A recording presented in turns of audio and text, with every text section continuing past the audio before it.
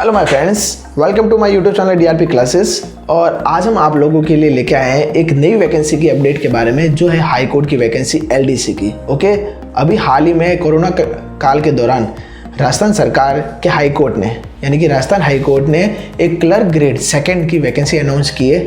तो उसके ऊपर आज हम चर्चा करेंगे। कई लोगों को फॉर्म भरने के अंदर काफ़ी प्रॉब्लम्स आ रही। तो स्टार्ट करते हैं कि हम उन्हें फॉर्म कैसे करूँगा, फिर उसके बाद इसके अपडेशन क्या है वो मैं आपको बताऊँगा। ठीक है, तो यहाँ से स्टार्ट करते हैं कि ऑनलाइन आवेदन पत्र भरने हेतु क्या क्या क्या इन्फॉर्मेशन होती है वो आप लोगों को पता होनी बहुत ज़रूरी है। तो देखो यहाँ पर अगर मैं बात करूँ यहाँ पर, ठीक है, तो ऑनलाइन आवेदन करने से पूर्व, देखो ऑनलाइन आवेदन करने से पूर्व आवेदक अपनी अर्हता जांच लें। ऑनलाइन आवेदन करने से पूर्व आवेदक विस्तृत विज्ञापन निर्देशों का ध्यानपूर्वक अध्ययन करें।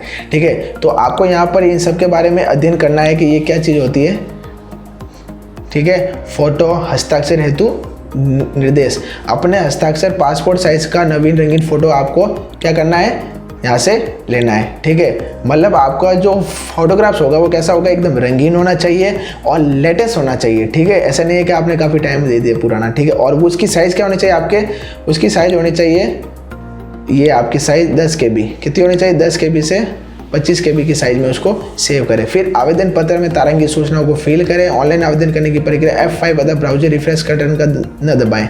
ओके, अब ये तो हुआ इसके बारे में मेन चीज़। ठीक है, अब बात करते हैं आखिर इसमें करना है। देखो ये होता है आपका लॉगिन पैनल। ठीक है, आपको क्या करना होता है, सबसे पहला काम आपका ये होता है कि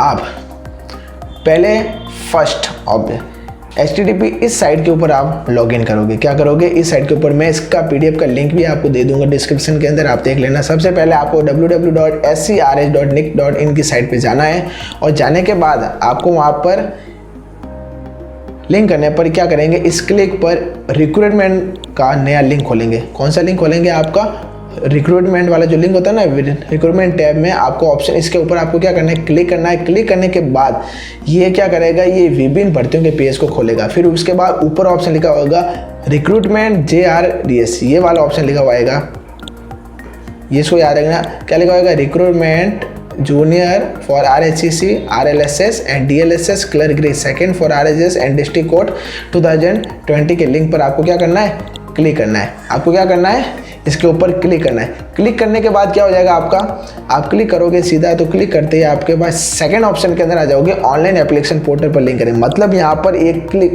देखो ऑप्शन आएगा, जैसे ये लिंक आया ना, इस लिंक पर जैसे ही आपने किया क्लिक करने पर यहाँ से ऑप्शन आएगा लॉगिन। ठीक है, ऑनलाइन एप्लीकेशन पोर्टल खुलेगा। ये यहाँ पर देखो शो हो रहा है, देखो यहाँ पर शो हो रहा है, ये वाला ऑनलाइन एप्लीकेशन पोर्टल ये शो हो रहा है। ठीक है, आपको इसके ऊपर जब आप क्लिक करोगे, क्लिक करने के बाद सीधा सा क्या खुलेगा, इस टाइप की एक विंडो खुलेगी। क्या खुलेगी, इस टाइप की एक विंडो खुलेगी, आपको याद रखना ये विंडो खुलेगी। ठीक है, अब इसमें क्या करना है, सबसे पहले आपको रजिस्ट्रेशन करवाना है अपना। रजिस्ट्रेशन करने के लिए आपको अपना क्या रखोगे, यहाँ पर अपना नाम फिल करोगे। क्या करोगे, यहाँ पर अपना नाम फिल करोगे। फिर उसके बाद आप यहाँ पर अपने फादर्स नेम फिल करोगे। फिर यहाँ पर आपका मदर्स नेम फिल करोगे। फिर यहाँ पर जो भी आपका है, जेंडर है, मेल है फीमेल, वो फिल करोगे। डेट ऑफ बर्थ, महीना, साल और मोबाइल नंबर और ईमेल एड्रेस। फिर आपको अपना यूजर नेम और पासवर्ड यहाँ पर जनरेट करना है। मतलब आप कोई भी अपना एक नाम शो सकते हैं या पासवर्ड, ये इसलिए लेते हैं ताकि आपको क्या हो जाएगा, आप एक बार अकाउंट बना दोगे तो कभी भी अगर आपका अगर आप इसके अंदर फ़ी पे कर रहे हो तो कभी कभार इसमें प्रॉब्लम हो जाती है। तो आपको वापस स्टार्टिंग से नहीं प्रोसेस करना पड़ेगा, सीधा अपने ID पासवर्ड डालो, आप इसको लॉगिन कर सकते हो। और उस पासवर्ड को कंफर्म भी करना जरूरी होता है। दोस्तों कॉपी पेस्ट मत करना। कंफर्मेशन पासवर्ड का मतलब ये होता है कि आपने गलत पासवर्ड तो फिल नहीं किया। एक बात और इम्पोर्टेंट, इस पोर्शन के बारे में आपको थोड़ा जानकारी होनी चाहिए। आपको फ़ोन नंबर डालने के बाद आपको यहाँ से वेरीफाई का ऑप्शन करना पड़ेगा। जैसे ही आप वेरीफाई पर क्लिक करोगे, यहाँ पर एक क्या चलेगा, पॉपअप चलेगा। उसके अंदर आपका ये आएगा कि आपको एक SMS जनरेट कर दिया गया और सीधा आपके कहाँ पर, मोबाइल के अंदर एक OTP आएगा। क्या आएगा, एक OTP आएगा फ़ोन के अंदर। वो OTP फिर आपको वहाँ पर फिल करना है। फिल करने के बाद एंटर करोगे तब वो आपसे ये कहेगा कि verify your mobile number. Clear, ये बात आपको हमेशा याद रखनी है, क्योंकि यहाँ पर कई लोगों को जानकारी होती नहीं है, इस रीज़न से कई बार मिस्टेक कर देते हैं। ठीक है, तो इसके बारे में आप थोड़ा जान रखें। ठीक है, फिर जैसे ही फिर आएगा, फिर आपको क्या करना है, enter about the captcha. Captcha click करने के बाद यहाँ पर क्लिक करोगे रजिस्टर के ऊपर। Okay, next. अब यहाँ पर लिखा हुआ है कि बटन पर क्लिक करने के बाद आपको ये, ठीक है, अब थर्ड पेमेंट। ठीक है, अब थर्ड प्रोसेस क्या होता है, ऑनलाइन आवेदन पत्र भरने के बाद सेव एंड मेक पेमेंट विकल्प पर भी क्लिक करना है आपको। मतलब आपको क्या करोगे यहाँ पर, जैसे यहाँ पर क्लिक करोगे आपका ये वेरीफाई हो जाएगा।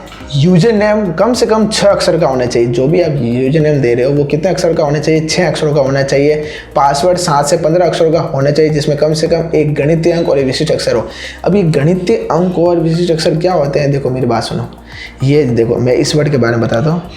मैथमेटिक्स मतलब कोई भी नंबर क्या होते हैं, कोई भी आपके नंबर हो सकते हैं, एनी नंबर्स, ठीक है। और ये जैसे ये डॉलर का साइन है, या @ का साइन है, या हैश का साइन है, ठीक है, या रुपीज़ का साइन है। इसमें से कोई भी एक साइन आप यूज़ ले सकते हो। इस स्ट्रॉन्ग पासवर्ड के लिए ये किया जाता है, ठीक है, इसलिए याद रखना, ठीक है।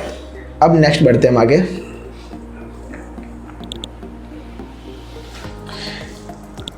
अब देखिए नेक्स्ट हमें क्या करना है।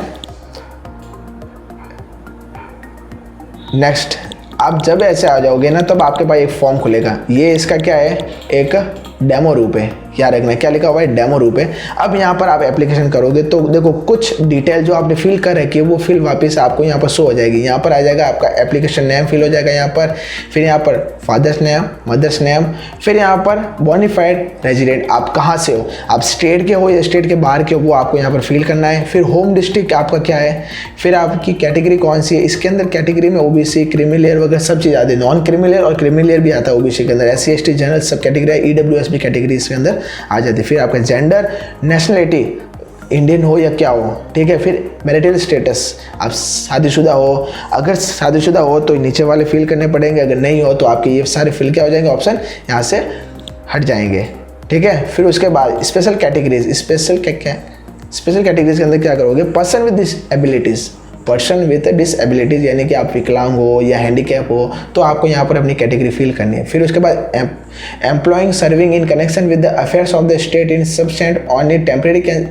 ठीक है। तो जो भी आपको फील करेगा यहाँ पर कुछ स्पेशल जो लोग होते हैं ना, जैसे कोई बाहर का लोग है या कोई एक्स सर्विसमैन है या नौकरी कर चुका है, या ऐसे लोगों के लिए ये सेकंड नंबर जो है ना टॉपिक ये आपको दे रखा होता है, ठीक है। तो इसको आपको देखना है। फिर उसके बाद डेट ऑफ बर्थ फिल करनी है। डेट ऑफ बर्थ फिल करने के बाद यहाँ पर आप अपना एड्रेस फिल करोगे, city, village, district, pin code, state, और फ़ोन नंबर तो आजकल किसी के पास होता नहीं है, आपने एक बार डाल दिया, मोबाइल नंबर, ईमेल आईडी। एक बार याद रखना जो स्टार बना हुआ ना, ये लाल कलर का स्टार, ये आपको फिल करना कंपलसरी है, इसको आप छोड़ नहीं सकते। जैसे इसके ऊपर नहीं है तो इसको कोई इंपॉर्टेंट नहीं है, फिल करो या नहीं करो, ठीक है।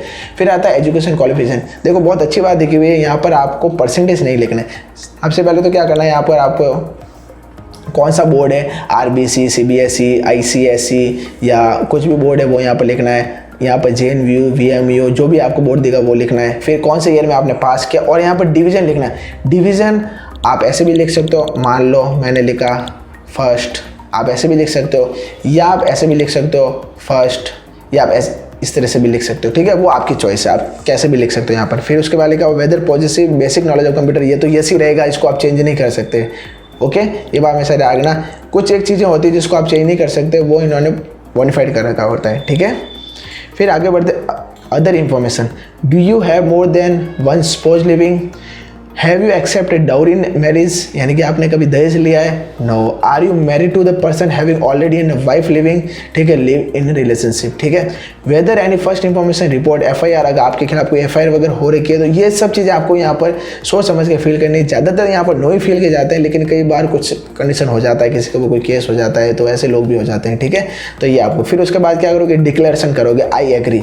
आई एग्री का मतलब ये हुआ कि मैंने सारी डिटेल फिल कर दी है, सही फिल की है और मैं सहमत हूँ इन सभी फील्ड से। फिर उसके बाद आप क्या करोगे, यहाँ पर डेट लिखी हुई आएगी आपकी, क्या लिखी हुई आएगी, डेट लिखी हुई आएगी, ये बात हमेशा याद रखना, ठीक है। यहाँ पर डेट और यहाँ पर क्या आ जाएगा, प्लेस, कौन से प्लेस से आप फॉर्म भरे हो उस प्लेस का आपको यहाँ पर नाम लिखना है। फिर उसके बाद आता है फोटोग्राफ एंड साइन। फोटोग्राफ ध्यान रखना आपका 10 से 25 KB के बीच में होना चाहिए। अगर नहीं हो रहा है तो आप यहाँ पर, मैं कुछ एप्लीकेशन के नाम बताता हूँ, या तो MS पिक्चर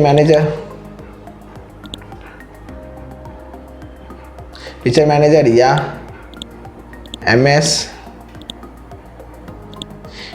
मतलब MS पेंट के अंदर आप जाके क्या कर सकते हो, इसको है ना साइज़ को रीसाइज कर सकते हो। ठीक है, तो याद रखना माइक्रोसॉफ्ट पिक्चर मैनेजर या फिर MS पेंट के अंदर आप जाकर इसके जो साइज़ है ना वो इसको इंक्रीमेंट डिक्रीमेंट कर सकते हो। ठीक है, और उसी टाइप से आपको यहाँ पर सिग्नेचर भी अपलोड करना है। उसके बाद एंटर अबाउ कैप्चा और कोड।